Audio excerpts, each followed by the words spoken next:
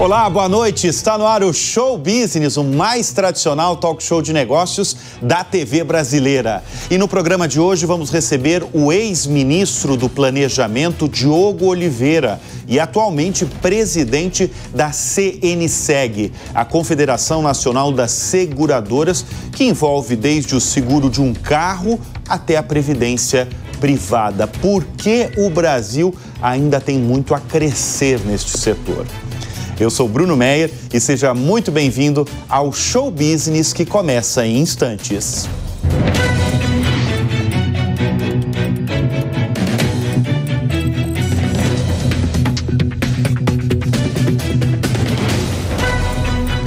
Ele é economista, já foi ministro do Planejamento no governo de Michel Temer e também presidente do BNDES. Participou de importantes feitos do país, como a elaboração de reformas como a da Previdência e a mais atual, a tributária.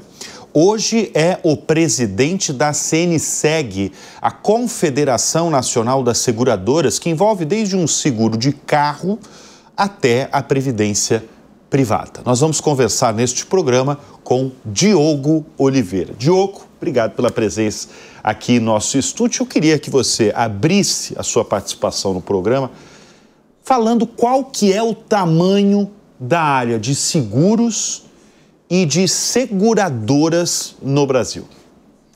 Eu que agradeço a oportunidade, Bruno. Faz um prazer enorme participar do teu programa.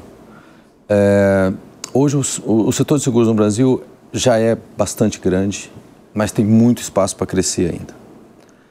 Hoje, em termos de arrecadação, representa um pouco mais de 6% do PIB, o que representou uma arrecadação no ano passado de pouco mais de 600 bilhões de reais.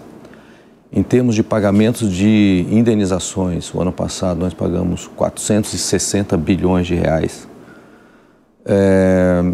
Em termos de reservas técnicas, hoje a gente tem mais ou menos 20% do PIB, são 2 trilhões de reais em reservas técnicas, reservas financeiras das seguradoras, né? Essas reservas hoje elas financiam aproximadamente 25% da dívida pública brasileira. Então o setor de seguros hoje tem uma representatividade, um impacto macroeconômico muito relevante. É um setor que gera muito emprego também, a gente tem aí aproximadamente 200 mil profissionais que trabalham em torno da área do seguro, entre corretores, né, colaboradores das empresas. E é um setor que gera muito tributo também. A gente pagou mais ou menos 60 bilhões de reais o ano passado em tributos no país. Então é uma grande magnitude. Mas se você olhar comparações internacionais, você vai ver que os países desenvolvidos têm mais ou menos o dobro, tem mais ou menos 12% do PIB em seguros. Estados Unidos, por exemplo? Estados Unidos, por exemplo, é até um pouco mais. Estados Unidos acho que tem 15% de PIB, né? E em termos de reserva tem 80% do PIB em reservas na seguradora. Então, o Brasil tem um grande espaço para crescer. Em termos de coberturas individuais, quando a gente olha por produtos, assim, por exemplo, você falou do seguro de automóvel, por exemplo, apenas 30% dos automóveis no Brasil tem seguro. 30%. É isso que eu ia perguntar para você. Hoje tem seguro de tudo no Brasil? Hoje, o Brasil é, sem sombra de dúvida, um dos países com o mercado de seguro mais sofisticado no mundo.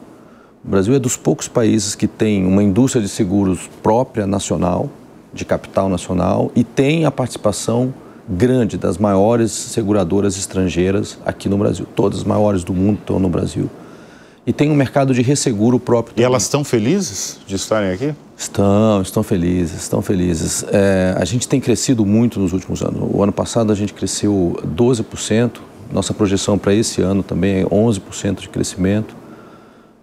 Então, assim, o mercado tem crescido, né? Apesar desse gap de proteção que a gente chama, que é essa falta de cobertura. Você vê, esse acidente que aconteceu do Rio Grande do Sul, o mercado estima uma perda econômica total de mais ou menos 100 bilhões no Rio Grande do Sul. O setor de seguros vai ter um pagamento de indenização lá em torno de 6 bilhões, pouco mais de 6 bilhões, né? Nós temos acompanhado esses dados e divulgado. Tivemos mais ou menos 50 mil indenizações no Rio Grande do Sul, que somam 6 bilhões. Ou isso, seja, seguro variado aí, né? E todas as categorias de seguros. As empresas. Isso, seguros empresariais, seguros residenciais, seguro de automóvel, todos os tipos de seguro. Então, da perda total, apenas 6% estava segurado. Tá. Essa é a grande, digamos, dificuldade verdade, a grande oportunidade do mercado. E esse é um exemplo literal mesmo, né? Por exemplo, uma tragédia como a do Rio Grande do Sul, então tinham 6% apenas segurados, né? A média internacional é em torno de 35%. Tá. Alguns países têm uma tradição maior de seguros. Por exemplo, quando teve o Katrina nos Estados Unidos, que foi um grande desastre também, mais ou menos 85% da perda estava assegurada. Porque basicamente o impacto é muito nas residências e nos Estados Unidos as residências têm um índice de seguro muito alto. No Brasil, a gente tem aproximadamente 15% apenas das residências tem seguro residencial. Então, assim, temos aí 85% ainda das casas. E são seguros baratos, são seguros muito baratos. O seguro residencial é um seguro muito barato. Uma casa aí de classe média aqui em São Paulo vai pagar mais ou menos R$800 por ano de seguro residencial. E ainda vem lá com vários benefícios e tal. Então, assim, essa área dos seguros tradicionais, que a gente chama, tem crescido muito nos últimos anos. O seguro de automóvel tem crescido bastante. Os seguros garantia, você tem hoje seguros para ações judiciais, para ações trabalhistas. Antigamente, o empresário tinha que fazer o depósito judicial, tinha que tirar o dinheiro do caixa, botar lá no juiz e tal.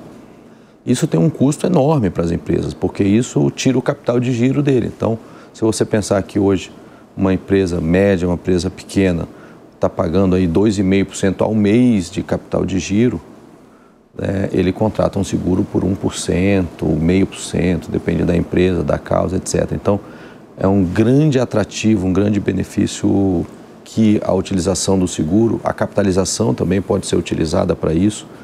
Então, assim, o setor tem oferecido soluções para o mercado nos mais diferentes níveis. E é muito curioso, a gente estava falando outro dia, como o seguro está permeando o dia a dia das pessoas e da economia, e as pessoas nem percebem, Mas praticamente existe seguro para tudo. Foi isso que eu perguntei, Tem seguro para tudo? Você tem Posso segurar esse estúdio que a gente está gravando esse programa? Dá para segurar? Tem seguro para isso, tem seguro para os equipamentos, tem seguro para dano elétrico, por exemplo, tem seguro... Quais são os seguros que boa parte da população nem sabe que existe?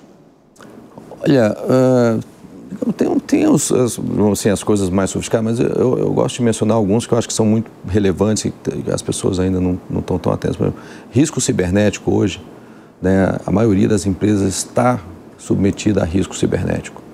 E é um seguro que é disponível no mercado brasileiro. Você está falando, por exemplo, se eu sofrer algum ataque hacker, virtual, ataque virtual nos computadores da empresa, roubar dados, não sei o quê. Ou até mesmo no banco, isso, principalmente. Banco, etc. Você então, tem o seguro. Tem seguro para isso. Tem um que é curioso até, mas as mulheres podem usar, que é o seguro para bolsa. Tem? Bolsa feminina tem seguro para bolsa. Que cobre não só o valor da bolsa, que aliás às vezes tem umas bolsas caras por aí. Viu? Muito, opa! Se a gente entrar no setor de luxo, tem bolsa caríssima. Tem bolsas que precisam de seguro mesmo. Mas cobre até o conteúdo, então se está a carteira, está dinheiro, está cartão, etc. Tudo isso, esse tipo de seguro cobre. Agora, Diogo, deixa eu entrar num assunto que está afetando o Brasil. Eu vou falar de uma epidemia que o Brasil tem vivido, que é das bets, as apostas esportivas online. Ela, de alguma forma, já afeta o faturamento dos seguros? Bruno, a gente ainda não consegue detectar isso, assim, muito precisamente, mas nós temos acompanhado os dados que têm sido divulgados, assim, impressionante. Esse último relatório do Banco Central fala em 20 bilhões por mês em bets. Então, se você pensar que isso representa 240 bilhões de reais por ano, é um volume representativo até em termos de PIB, Sim. Não, eu conversando mesmo com executivos, por exemplo, principalmente do setor de varejo, eles falam com muita preocupação aí sobre as bets, porque vai afetar e está afetando o faturamento de muitas empresas de varejo. Principalmente nas populações de menor renda, né, essa opção entre o consumo e as bets é mais presente, né? E é outra questão, assim, há uma certa confusão das pessoas de que isso é uma forma de investimento. E esse é que eu acho que é o grande problema desse mercado. Eu acho que precisa de uma regulamentação mais clara sobre, né, a comunicação desses negócios. Né? As pessoas precisam entender melhor o que elas realmente estão fazendo quando entram nesse sistema de bets, né? Tem uma saída, você acha, assim, algo, por exemplo, que o governo precisa fazer ou deve fazer o quanto antes em relação a esse tema das bets? Na sua opinião? Minha opinião pessoal, claro, aqui não estou falando, né, como setor de seguros, a gente não teve nenhuma discussão a respeito disso. Mas eu acredito que uma regulamentação sobre o marketing, né, sobre a propaganda dessas bets é necessário, né?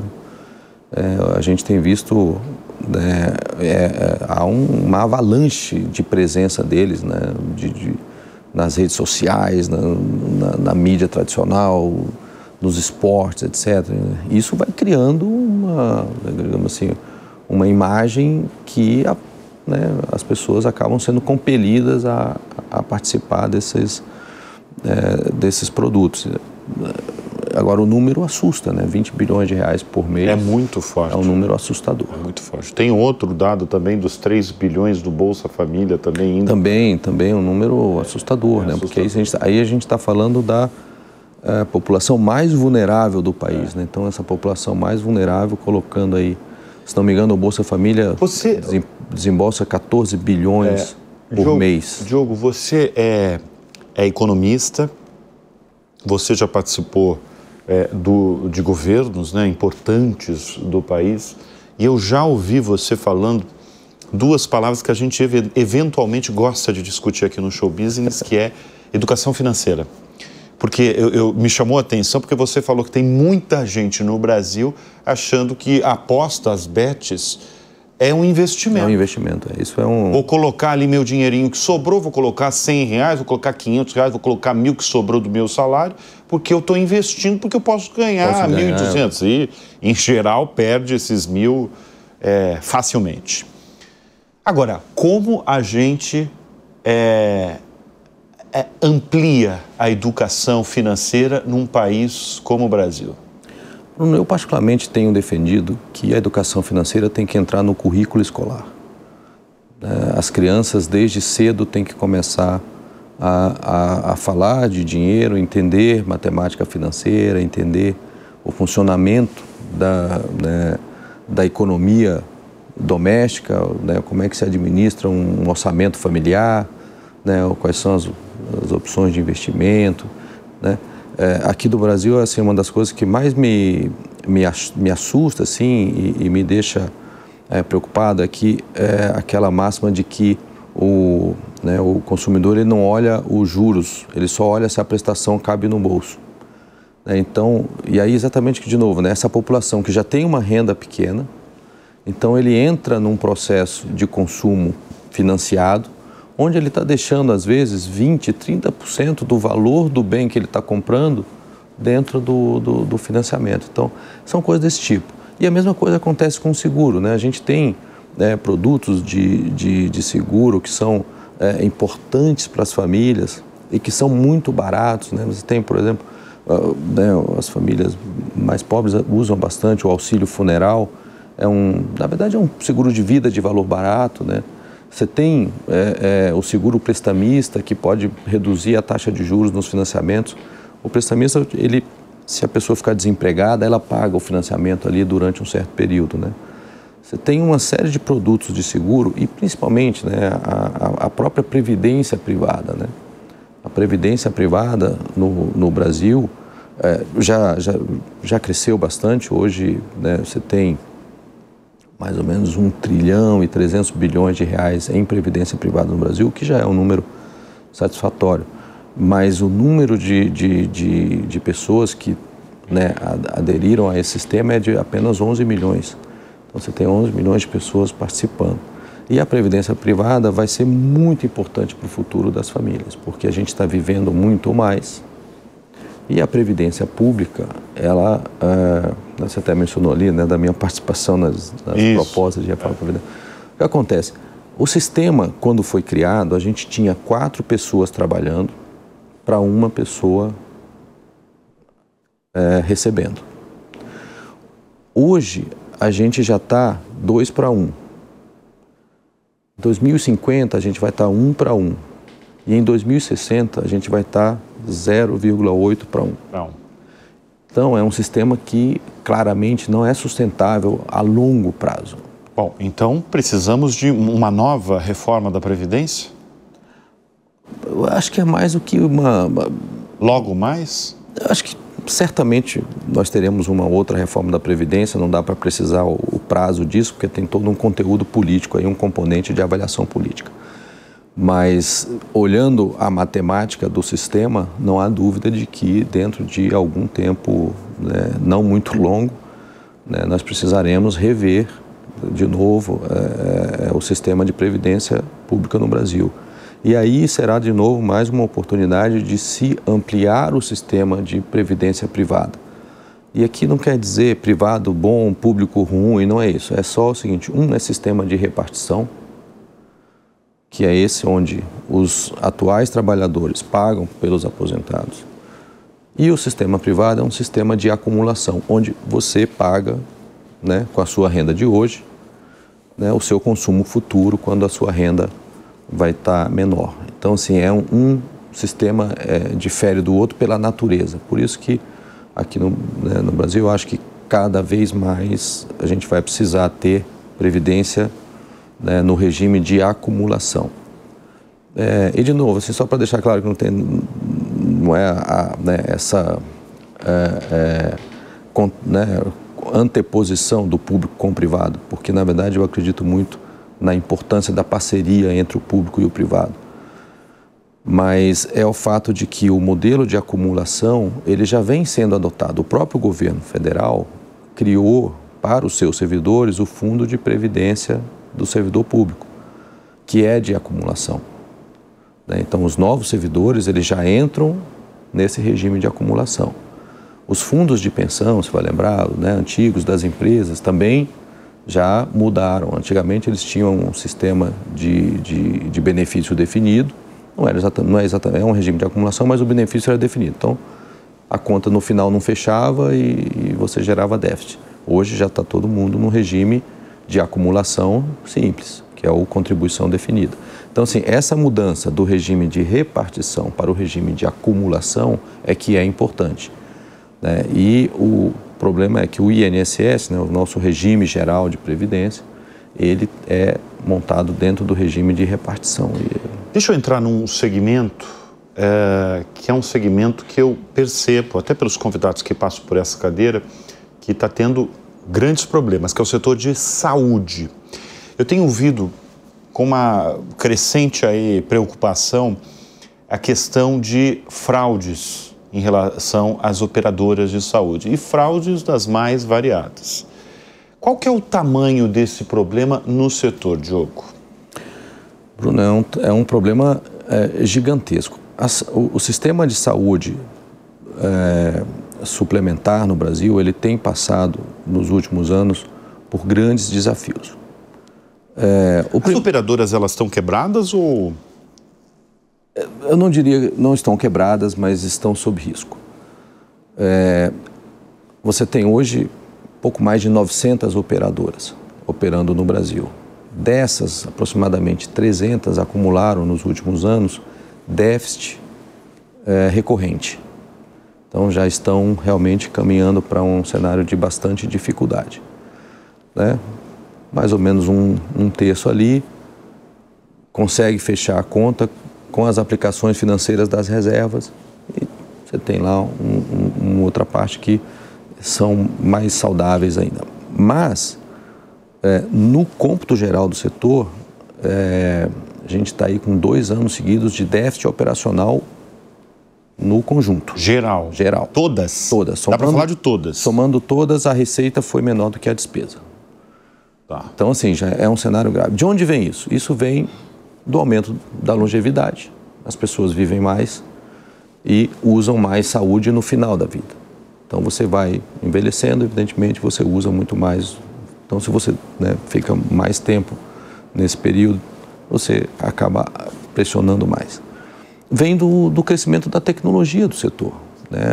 Os novos tratamentos que têm surgido são tratamentos que têm um custo de desenvolvimento muito grande, são tecnologias muito sofisticadas, tratamentos muito específicos. Ou seja, a indústria farmacêutica faz um enorme investimento, mas o número de usuários é pequeno. Você imagina, o cara desenvolveu o antibiótico, todos os seres humanos usam antibiótico. Hoje você tem um medicamento que serve para um defeito genético específico, um tratamento gênico, não sei o quê. Então aquilo custa milhões de reais cada tratamento. Então isso tem pressionado muito. E as fraudes têm pressionado muito. Aqui no Brasil em particular, eu ouço muitas pessoas falarem assim, não, eu nunca usei o meu plano de saúde, então agora eu vou fazer um tratamento estético, não sei o quê. Isso é errado 2 vezes. Primeiro porque o plano de saúde você usa da hora que você compra. Porque você ali está comprando o quê? Tranquilidade. O plano de saúde não é um plano de doença, ele é um plano de tranquilidade, para você saber se, olha, se eu ficar doente, se o meu filho ficar doente, a gente tem um tratamento acessível e pronto. Você já deve ter escutado um monte dessas fraudes, né? Eu já escutei algumas, é muito de comum. Emprestar carteirinha. Na clínica. Tem coisas bastante absurdas, assim. Você tem caso de clínicas que retinha a carteirinha da pessoa e aí ia fazendo, descarregando ali exames, procedimentos, um monte de coisas. Algumas pessoas cedem a senha delas, do aplicativo do plano de saúde, da seguradora. Então, assim, tem tido um volume muito grande de fraudes. Nós temos lá na Senseg uma federação que é dedicada para essa área de saúde, que é a FENA Saúde. A FENA Saúde tem feito um trabalho diligente nessa área, mas evidentemente que nós não temos o poder de investigação, essas coisas. Então, a gente tem trabalhado lá muito na perspectiva de alertar a população de que são fraudes, que prejudicam o setor. E aí, quando fala prejudica o setor, não é que prejudica a seguradora ou a operadora, prejudica o conjunto dos pacientes, porque o plano de saúde ele é um plano coletivo. Então, aquele custo ele vai ser distribuído entre todos. Então, se alguém está fraudando o plano de saúde, usando para fazer procedimento estético, está fazendo exames desnecessários, essa conta vai dividir, todo mundo vai pagar essa conta. Esse que é o problema. Agora, quais setores têm crescido no setor de seguros? Bruno, felizmente a gente tem tido um crescimento homogêneo no setor. Os mais diversos produtos do setor têm crescido. Alguns mais rápido, outros menos, mas a gente tem tido um grande crescimento. Os produtos de garantia, por exemplo, que eu até mencionei, garantia judicial, garantia trabalhista, essas coisas, têm crescido a um ritmo bastante forte, aí perto de 20% esse ano. Os seguros de previdência estão crescendo muito bem, a previdência aberta tem crescido bastante esse ano também. O próprio seguro de vida tem crescido. Outros produtos que a gente, os seguros de danos, seguros empresariais, todos têm tido uma taxa de crescimento muito boa. Por isso a gente está com essa perspectiva de fechar o ano aí com um crescimento agregado do setor de 11%. O que isso este ano agora? Este ano, 11%. É relevante, né? Bastante. Então, são boas perspectivas. O momento é bastante interessante para o setor. Agora, você já afirmou que existe uma percepção, talvez equivocada aí do setor, talvez da sociedade mesmo. Qual que é a percepção que você acha que a sociedade mesmo tem da área de seguros? Eu acho que, em grande medida, Bruno, a população brasileira, ela não se preocupa muito com o risco que corre em diversas situações. Né? Aquela história de que o brasileiro só compra o cadeado depois que já arrombaram o portão. Né? Então, isso é um pouco da natureza mesmo, da cultura brasileira. É. Mas é preciso compreender que a sociedade vive sob risco. A gente vive naturalmente sobre todas as nossas atividades, tem risco. E não só do ponto de vista da pessoa física, mas as empresas também. E a gente vê com tristeza que muitas empresas, por exemplo, deixam de contratar seguros que levam elas à falência, por exemplo. Então você tem seguros, né, para pequenas empresas, e a gente vê às vezes tem um incêndio num restaurante, destrói o equipamento, o sujeito não tem como retomar. Ele vai ter que, né, fechar o negócio por conta daquilo, sendo que ele poderia ter contratado um seguro barato, né, um seguro, né, de pequenas empresas é um seguro bastante barato. Poderia ter contratado o seguro, teria a recomposição de todos os seus equipamentos. Né? Então, essa coisa da percepção do risco na sociedade brasileira ainda é realmente uma percepção equivocada. E isso também vem dessa falta de educação financeira que você mencionou no início. Né? A gente não é alertado, como em outros países, para o risco. Né? Só para tomar um exemplo, né, assim, extremo disso, quer dizer, a criança japonesa, por exemplo, todo ano ela faz treinamento contra incêndio, treinamento contra terremoto, né, treinamento contra tsunami, não contra, mas para lidar com essas circunstâncias. Então isso incute na cabeça dela que esses riscos existem, né? Então você vai no Japão, 90 e poucos % das casas tem seguro residencial, porque a criança foi ao longo da vida sendo apresentada a esses riscos, né? Aqui no Brasil, lamentavelmente, a gente todo ano tem enchentes, todo ano tem alagamento, deslizamento de terra, pessoas desabrigadas, mas a gente não se prepara, não se organiza para isso. E o seguro é a melhor maneira de se organizar para lidar com esses eventos. Né? Agora, o que falta para o seguro? Porque você fez ao longo, né, principalmente no início do programa, você fez inclusive comparações, né, dos Estados Unidos e de outros países, que é mais do que o dobro de penetração. Né? O que falta? É uma comunicação mais direta com a população para exemplificar o seguro para todo mundo? Uma parte disso, né, o próprio setor precisa assumir. Você assumiu a gestão da CNSEG em 2022, né? Exato, Bom, nós lançamos um plano de desenvolvimento do mercado de seguros, né, cuja meta é alcançar 10% do PIB até 2030. E nesse processo a gente, né, também uma meta de aumentar em 20% a população atendida pelos seguros.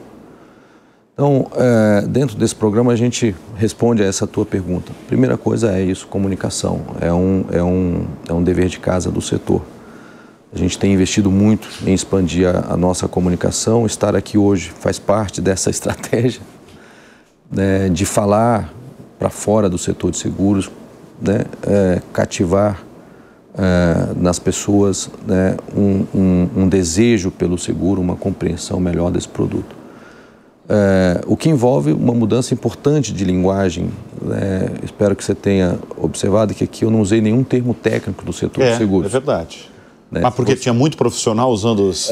o pessoal usa uma língua diferente, né, que é o chamado segurês, né? Sim. Então, como segurês? Segurês, né? Porque no segurês, por exemplo, o preço do seguro... Mas segurês provavelmente não é de um bom vendedor, né? Porque um bom vendedor tem que ter uma linguagem meio direta, né? É verdade, mas a indústria é uma indústria muito técnica, né? Na verdade, o produto de seguro é um produto resultado de estudos técnicos muito matemático, muita estatística, essas coisas. Isso vai permeando todo mundo do setor e o pessoal usa muito esse segurês, né? Então, é a única indústria onde o preço do seguro não chama preço, chama prêmio.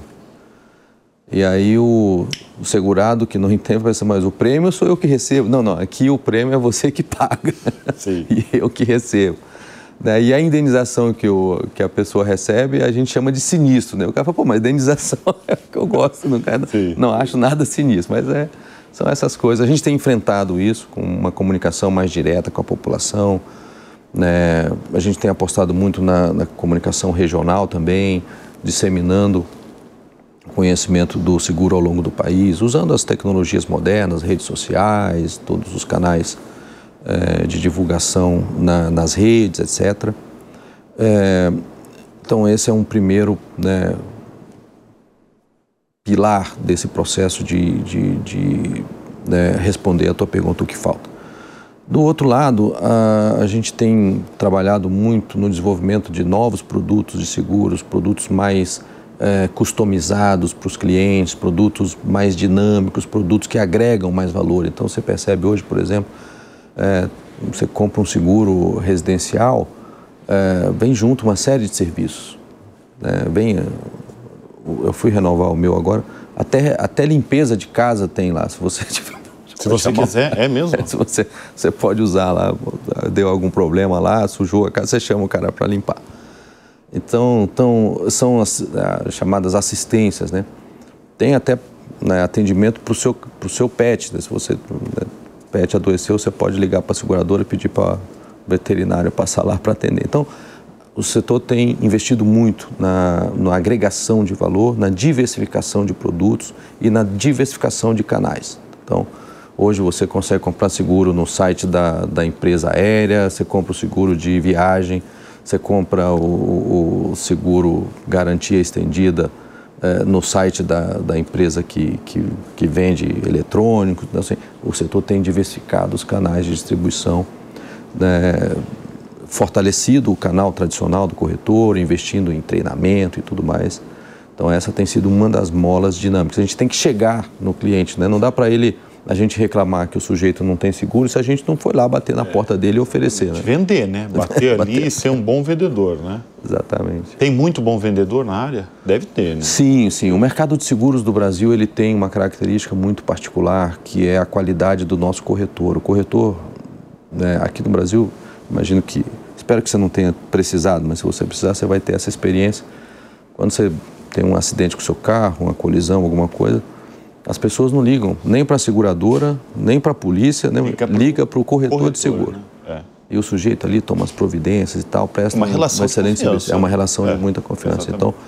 Então, isso tem funcionado muito bem no Brasil e tem sido uma das molas aí de crescimento do setor de seguros. Ô Diogo, você já foi ministro de Estado, né? Ministro do Planejamento do governo Michel Temer, já foi presidente do BNDES, hoje preside a Confederação aí Nacional das Seguradoras. O que move a sua carreira?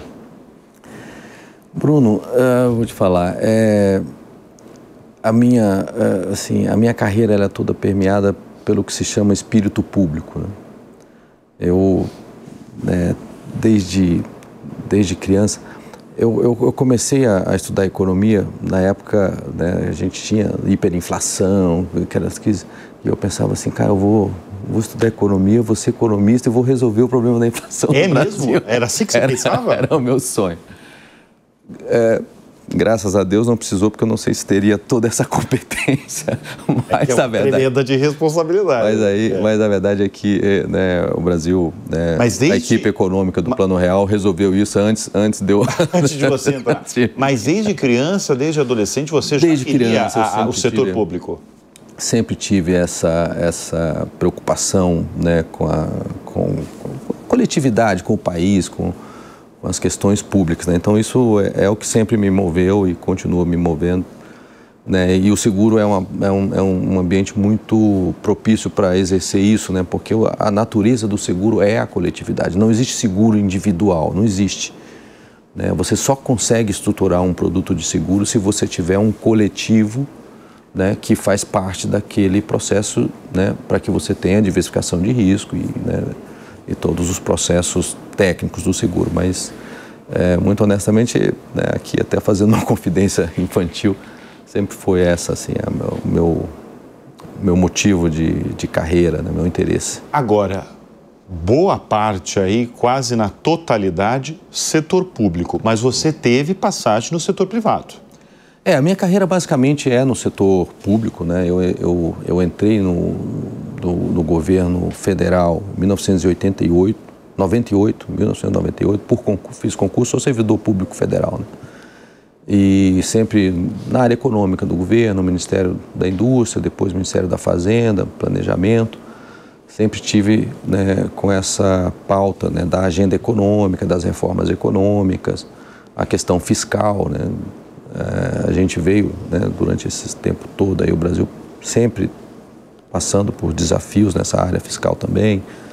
Então, sempre foi a minha área de atuação. Quando eu saí do governo em 2018... O governo Michel Temer. Isso, ao final do governo do presidente Temer, eu saí do governo também, pedi licença, né, na verdade, eu não continuo funcionário do governo, mas estou de licença. E aí pude exercer algumas atividades privadas. Eu, por exemplo, tive como presidente da Associação dos Aeroportos Privados do Brasil, né, que após o processo de concessão, né, fizeram muitos investimentos, né, é inegável hoje a qualidade dos aeroportos brasileiros, comparável com qualquer lugar do mundo. Você não vai chegar em outro aeroporto fora do Brasil e falar assim, poxa, nossos aeroportos precisam melhorar e tal. Qual a conclusão dessa rápida passagem no privado? Olha, é totalmente seguro viajar de avião, Diogo? Olha, eu saí com duas convicções, né, dessa área. A primeira é de que é muito seguro voar. Essa atividade é uma atividade muito séria, muito regulada. As empresas, né, as companhias aéreas, os aeroportos são todos muito bem estruturados no Brasil. A gente está muito bem nessa área. E a outra convicção que eu saí é que é uma atividade muito arriscada, né? Todo tipo de problema que acontece no mundo afeta esse negócio. Então, tem um vulcão no Chile, os aviões param no Brasil. Tem um terremoto não sei aonde, para avião. Tem uma nevasca nos Estados Unidos, afeta... Você nunca, então, desde então, você nunca mais comprou a ação de uma companhia aérea no mundo? Não, também não. Teve ali a experiência eu acho um negócio dos desafios de uma companhia aérea, né? É um negócio de muito risco, né? E muito custo, né? E tudo muito regulado, é tudo muito caro, né? Agora, com essa breve passagem no setor privado, tem muita diferença em você trabalhar no setor público e no privado? Olha, Bruno, tem muitas diferenças do ponto de vista de processos e tudo, mas o setor público, né, pelo menos nas áreas onde eu trabalhei, na área econômica do governo federal, tem muita excelência. São áreas, né, que exigem uma especialização, um conhecimento muito profundo. Eu tive a sorte, a felicidade de trabalhar com equipes muito dedicadas, profissionais muito bem preparados, de altíssima performance, né? E o setor privado você tem mais liberdade, né? O setor público você é mais, né, preso, né? Tem muita legislação, muita regulamentação. E tem muita burocracia? Tem muita burocracia, mas eu te confesso que tem muita burocracia no setor privado também. Também? Também. Uhum. Né, as empresas privadas no Brasil, elas têm muita burocracia também, em certa medida, talvez replicando um pouco, né, a estrutura do nosso, né, serviço público e tudo, mas assim, tem muita burocracia. Uma vez até, eu conto isso porque parece piada, mas é verdade. Eu fui a uma loja de departamentos grande e comprei um sapato e comprei uma camisa. E a moça falou assim, não, o sapato você tem que pagar no andar tal e a camisa no outro andar. É mesmo? Eu falei, poxa... Mas isso onde aconteceu isso? Aqui no Brasil. Aqui em Brasília? São Paulo? Não, essa foi lá no Pará. Então, assim... Bom, isso é uma tremenda de uma burocracia. É uma tremenda de uma burocracia, mas isso não é raro. Se você observar o dia a dia, né, das relações entre as empresas, também tem bastante burocracia. A burocracia em si não é ruim, né? A burocracia é uma técnica de gerenciamento de uma organização complexa. Não tem como você gerenciar uma organização, né, como o governo brasileiro, tem 1 milhão de pessoas trabalhando, se você não tiver regras, né, procedimentos, controle. O problema é quando essas regras, procedimentos e controles ou perdem a função ou poderiam simplesmente ser substituídos por né, outros mecanismos de controle, né? Aí se torna a burocracia que atrapalha a vida das pessoas.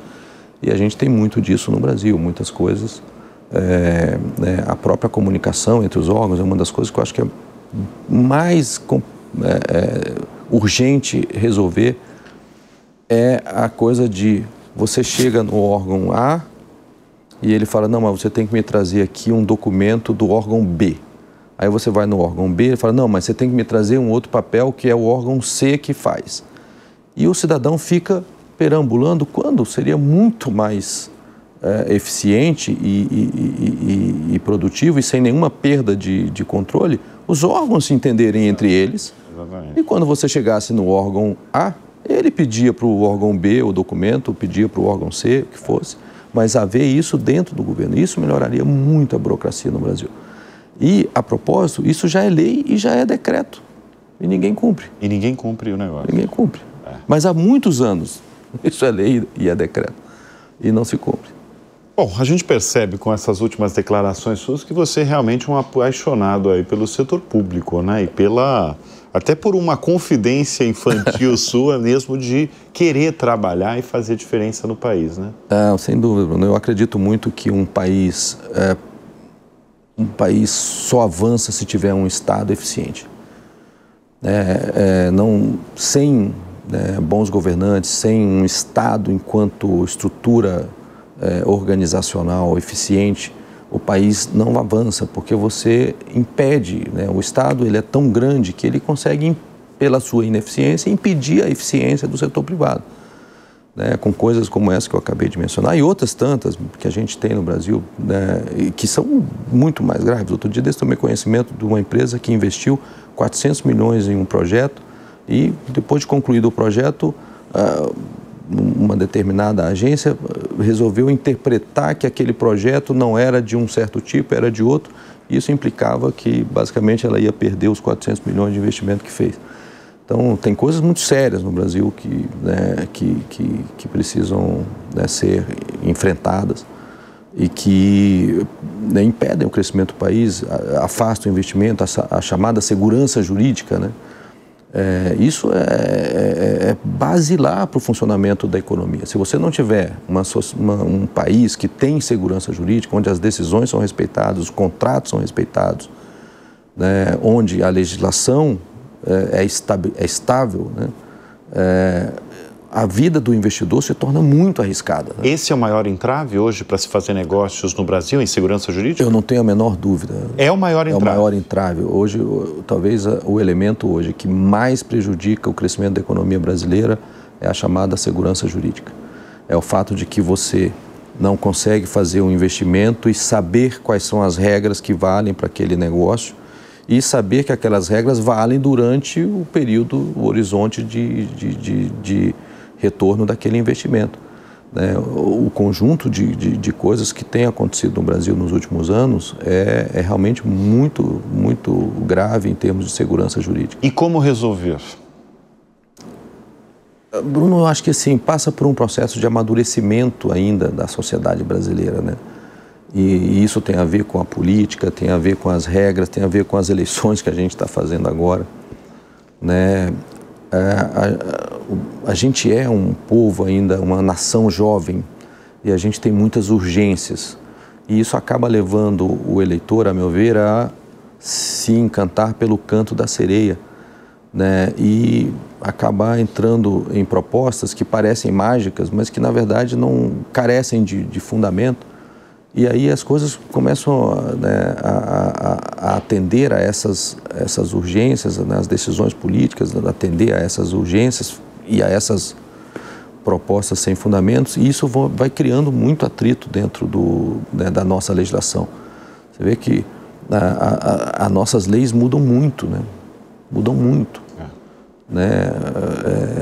A gente acabou de, né, você acabou de dizer, né, a gente acabou de ter uma reforma da Previdência, aí já vem uma decisão do Supremo revogando parte da reforma da Previdência, né? Eu até não estou entrando no mérito específico se realmente era ou não era inconstitucional aquele artigo, mas assim, é muito rápido, né? As coisas mudam muito rápido, né? Talvez a gente, enquanto nação, precise ter mais cuidado na hora de mudar a nossa legislação, avaliar melhor os impactos, né? Estudar mais esses impactos, né? Muito bem, nós estamos conversando com Diogo Oliveira. Você não pensa em ser político, não? Não. Nenhuma vontade? Nenhuma. Nenhuma revelação que você quer fazer nessa edição? Não, eu vou até te fazer um comentário engraçado sobre isso. As pessoas, pela minha experiência de governo, pensam que eu tenho uma habilidade política muito grande. E, na verdade, eu sempre fui técnico de governo, nunca fui da área política do governo, sempre trabalhei como técnico da área econômica e tudo. Então, assim, eu não tenho uma experiência política propriamente, né? Muito bem, nós estamos conversando com Diogo Oliveira, o presidente da CNSEG, a Confederação Nacional das Seguradoras do Brasil. O Show Business vai dar uma rápida pausa e volta em instantes.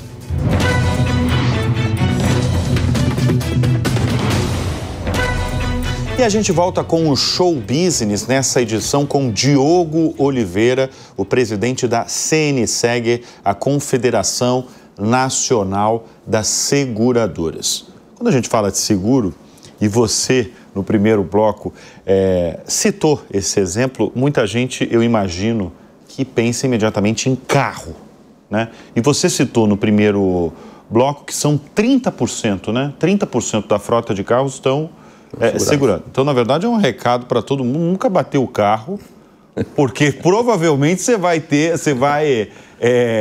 colidir ali com alguém que não tem seguro, né? Você tem 70% de chance de colidir com alguém que não tem seguro. Agora, para expandir isso, tem uma forma de, por exemplo, baratear esse seguro do automóvel? O seguro de automóvel no Brasil é um seguro que condiz com o risco. O problema é que nós temos um país que tem o maior número de acidentes de veículos do mundo. Maior número de furtos e de roubos. De violência, eu imagino. De violência das cidades. Violência das cidades. Né? E agora, mais recentemente, tem as enchentes que também afetam... Coloca na conta, né? Coloca na conta... Tudo isso impacta o... Tudo isso impacta o preço do veículo. É um setor... A bem da verdade, esse ano a gente teve uma boa redução de preços em veículos, em seguro de veículos. Mas o mercado é muito competitivo, né? Você tem hoje pelo menos 25 empresas que operam em seguro de automóvel. Então, a competição ela já vai empurrando o preço, né, para baixo. Não tem jeito, o cara não consegue vender seguro se ele não colocar o preço apertado, né? O que pode melhorar o custo do seguro de veículo no Brasil é melhorar a segurança pública do país, né? Melhorar, né, o comportamento, né, dos motoristas no trânsito, né, uma série de questões. A própria melhoria da infraestrutura, né, reduz acidentes, né? Quando você tem rodovias duplicadas, com boa sinalização, isso tudo reduz o número de acidentes, né? O Brasil, lamentavelmente, tem, né, um número de acidentes absurdo, né? O número de pessoas que morrem no Brasil todo ano são números assustadores. Quando você chegou na presidência da CNSEG, qual foi o seguro ou o tipo de seguro que mais surpreendeu você? O que mais me surpreende é o residencial. Realmente é um seguro... O residencial? É um seguro que eu não entendo por que as pessoas não compram. Porque é um seguro muito barato, tem muitos benefícios e a pessoa tem uma casa. E é curioso que muitas pessoas fazem o seguro do carro e não faz da casa.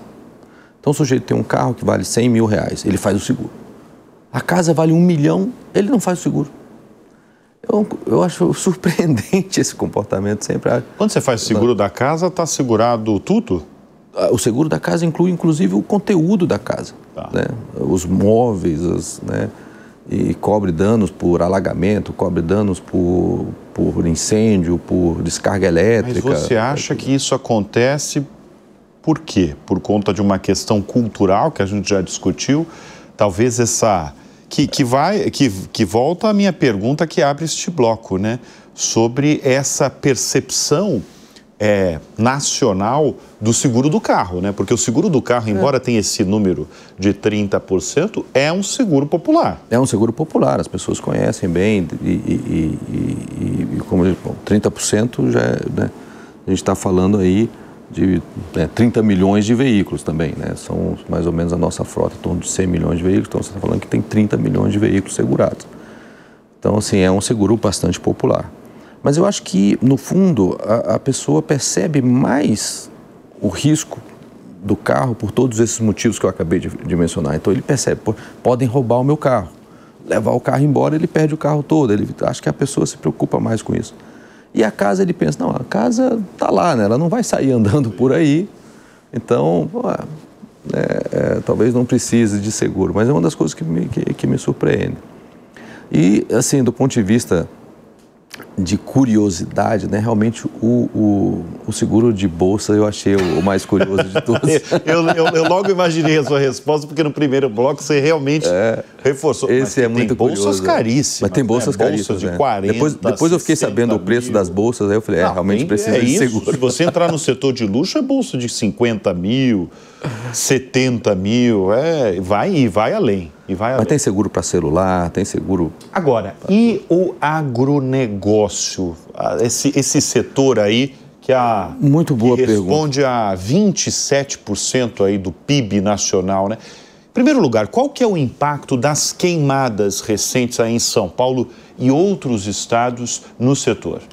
Muito pequeno. Lá, a gente primeiro lamenta que tenham ocorrido essas queimadas e segundo a gente lamenta que os produtores que foram afetados, em sua imensa maioria, não tinham seguro.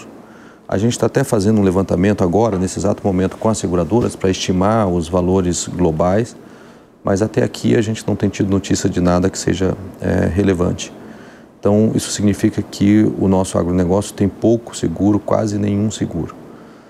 Se você olhar, por exemplo, o seguro rural, que cobre as safras, cobre os incidentes climáticos que afetam a safra, a gente tem hoje no Brasil menos de 10% da área plantada coberta.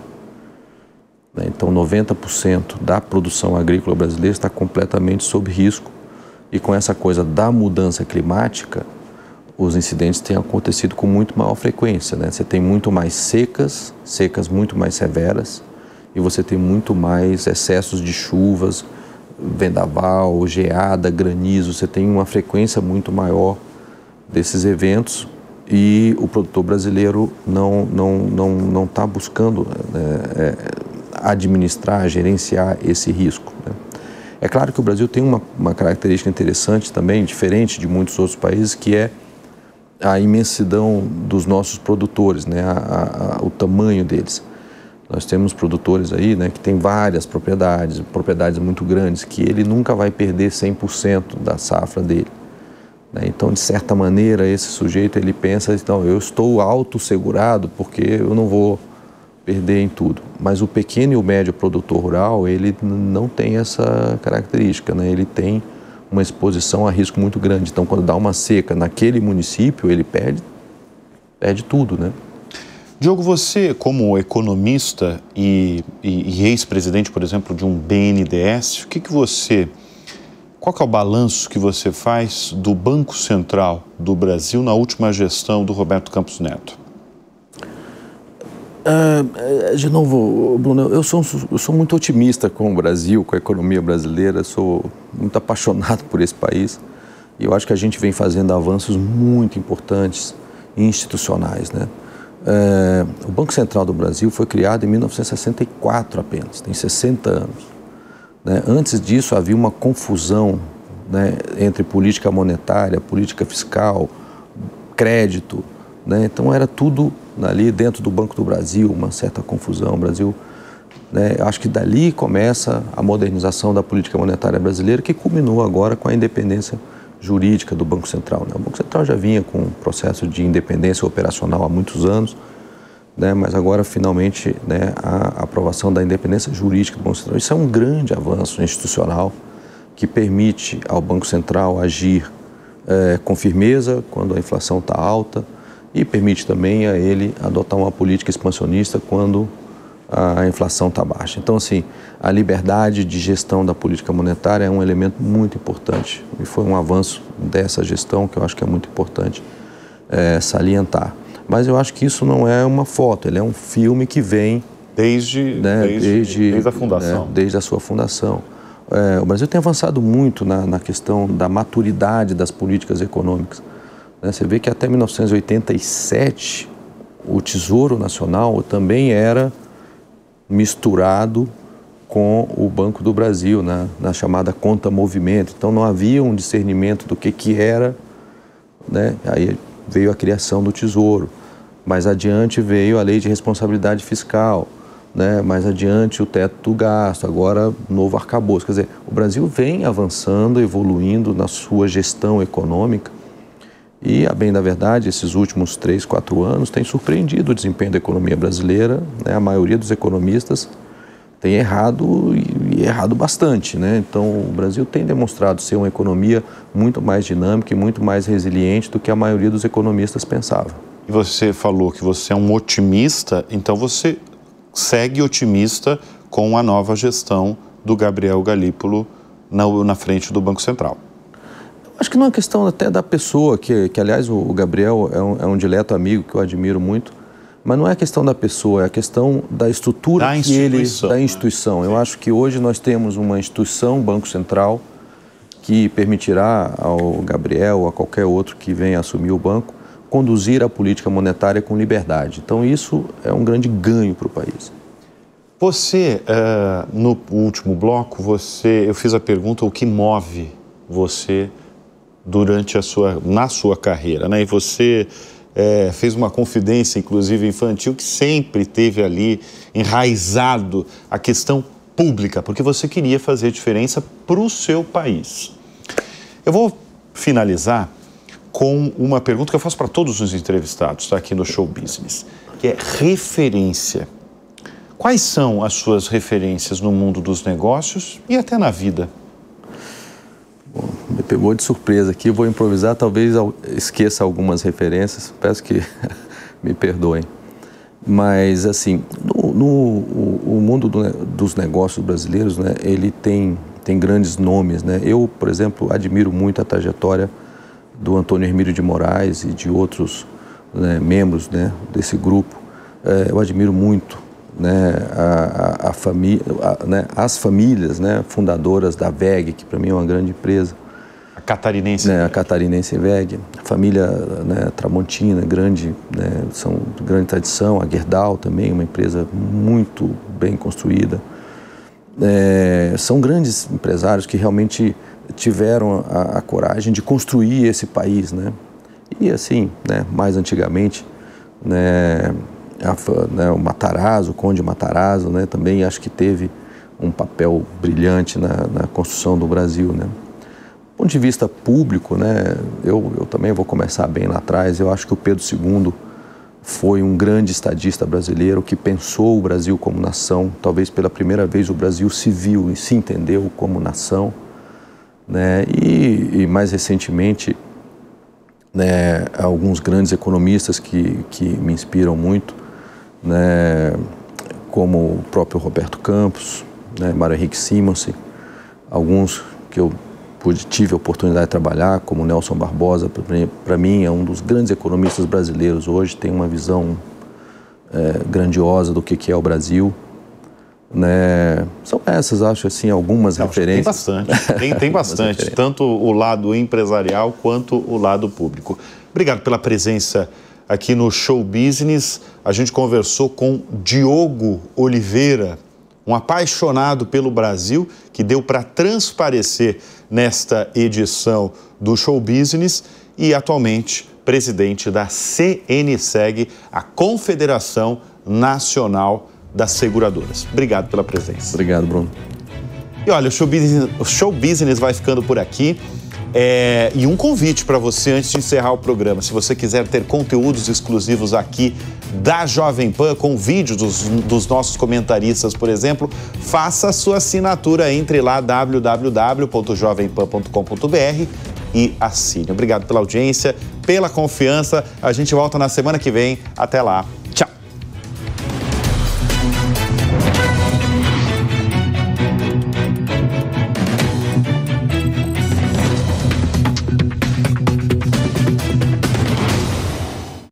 A opinião dos nossos comentaristas não reflete necessariamente a opinião do Grupo Jovem Pan de Comunicação. Realização Jovem Pan News.